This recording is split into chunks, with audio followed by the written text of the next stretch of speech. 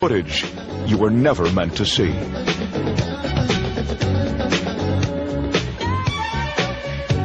Oh, baby, give me one more chance. Show me that love. Won't you please let me back in your heart?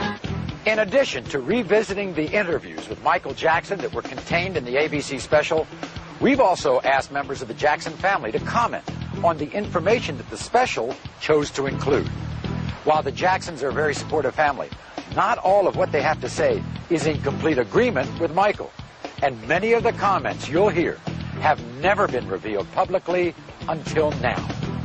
We try to get above all of this, the way of being united together. We don't like what some of the things are being said out there, but when you're number one out there all over the world, you get those kind of pot shots at you at all times. You've been so successful and you've amassed so much wealth. You never need to work again. And yet you don't seem to be able to enjoy it. It seems that you're restricted somehow. I enjoy it to my children. I enjoy it. But I'm talking about you. You just don't seem to enjoy it. Enjoy what? Enjoy your success. Enjoy your wealth. It's hard to, I can enjoy it behind my gates, but I can't go out and enjoy it because it becomes work all over again. Working has been Michael's life from the time he was 5 years old. Oh, darling, I was right to let you go. And as we've already seen, missing out on his childhood continues to affect him to this very day.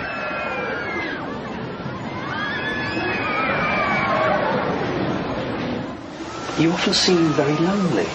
Is that true? I used to be very lonely, painfully lonely. So you have no idea. I used to walk the streets looking for people to talk to.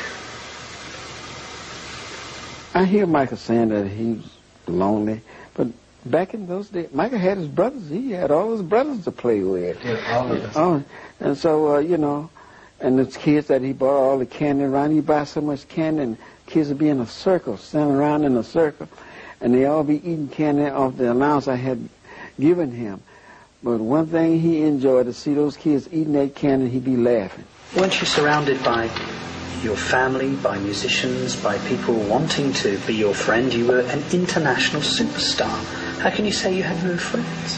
Because those people spoke to me on a language on another level that was musical, that was entertainment. But to get away from that, to separate oneself from that, and to try to discover the fun things about life. When do you feel lonely? When do I feel lonely?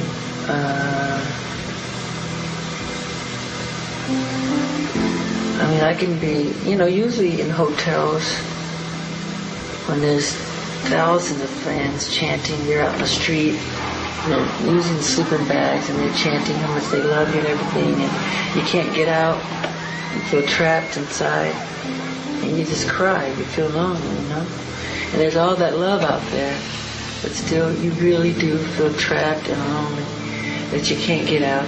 And if you go to a bookstore, if you go out, if you go to a club, which I don't like clubs, every book you buy, they want to know, why are you buying this? Why is Michael Jackson buying this? Why is he reading this? Or you go to the club, as soon as you go in there, every song is my song, as if I want to hear my music. And everybody starts chanting for me to dance. So it becomes a show all over again. So you can't go anywhere. So wherever you go, That's not much of a life, is it? I know, it's difficult.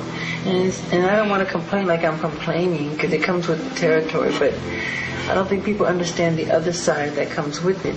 So they're so quick to call you strange and weird, but it's almost as if you're forced to be different, because it's not normal life, I can do the normal things, go to the store and buy a piece of bread, a piece of candy or something. He can't do that. So that would cause you to become a recluse or to sort of be withdrawn. Do you not sometimes wish that you could go to the local store and of course buy yourself some food and come back, or go to a bar? Of course, I want to go to the market, like one of those markets, and take one of those carts and throw some food in there and go down the aisle. I would love to do that. Can you do that? No, of course not. Of course not. I tried, and the whole place stops, you know, and everybody's chanting and getting your autograph, and it's hard. It doesn't work. That's why I love putting on disguises. One of the disguises Michael would wear in public was from his music video, Ghost.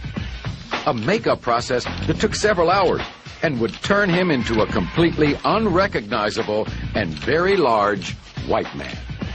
I'll sit on a bench at Disneyland, a fat suit. I just sit there and I learned so much. Watching people, studying people's characters. And that's what I like. I like going inside. And that's the same thing with performance. You can tell right away when an artist, you can read it on her face when she's dancing. She's counting 1 and 2 and 3 and 4 and 5 and 6. And you can see it. But that's the wrong concept for dance. Dancing is about feeling, not about thinking. So when they count, they're thinking. To feel, become the bass, become the drums, become the guitar, the strings. You just become a oneness, you know?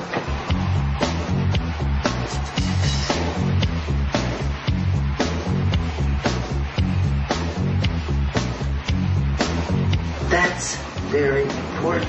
But that's real. But that's Michael Jackson talking as a performer. I love performing. But that's not... I wish I could sleep on stage. But that's not Michael Jackson the person.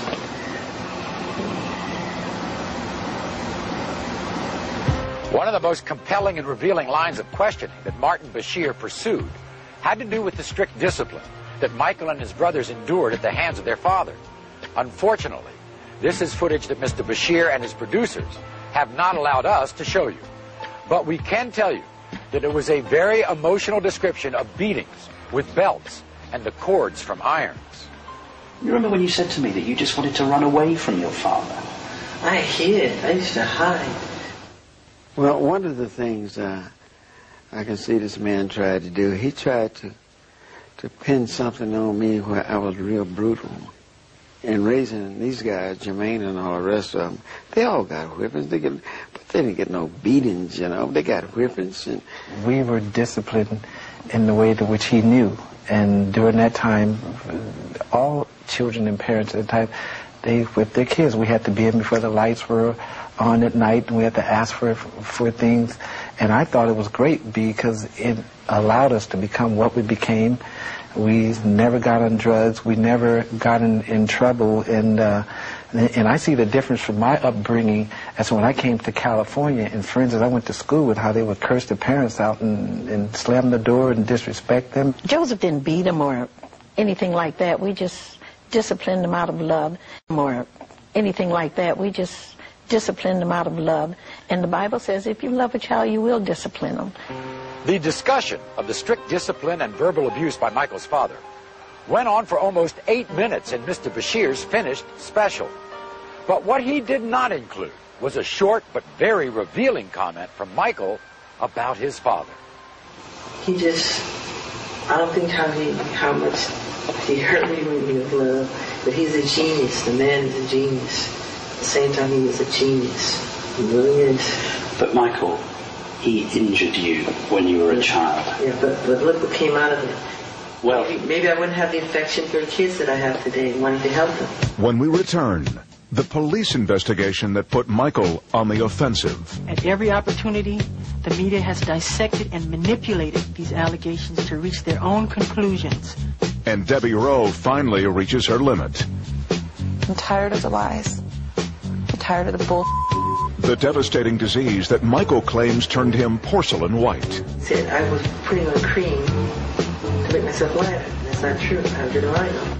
And friends of Michael who were forced to leave their home. All when the Michael Jackson interview, the footage you were never meant to see, continues.